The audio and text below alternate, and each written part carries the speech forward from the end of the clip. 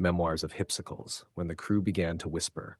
The Dutchman is a cage, but cages are never silent.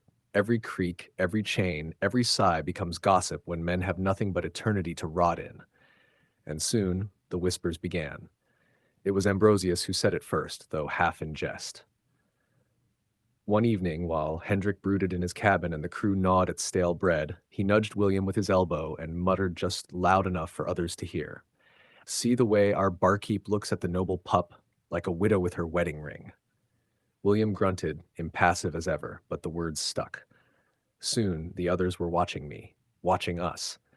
Smith adjusted his glasses and squinted when I lingered too long by the hold. Flynn chuckled in his crab guttural way whenever I returned topside with blood drained from my wrist. They all knew I fed him. They all knew he lived because I let him. Leonard noticed too.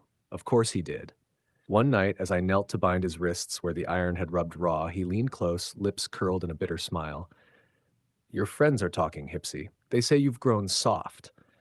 "I've never been soft," I murmured. "You bleed for me," he said, his voice low, almost taunting. "You shield me when Hendrik's gaze lingers. You stare like I'm some treasure dredged from the deep. Tell me, is that hardness?" I should have struck him. I should have reminded him he was chained because of me, cursed because of me. Instead, I let my hand linger too long on his jaw, felt the heat of his skin, the pulse beneath. "Let them whisper," I said. "I don't care." But I did. Gods, I did. Hendrik's suspicion was growing sharper by the day, and the crew's laughter could turn to knives at a moment's whim. Yet, even knowing this, I kept going back to him. And Leonard, he began to use it. He would fix me with those green eyes, voice soft as a knife's kiss.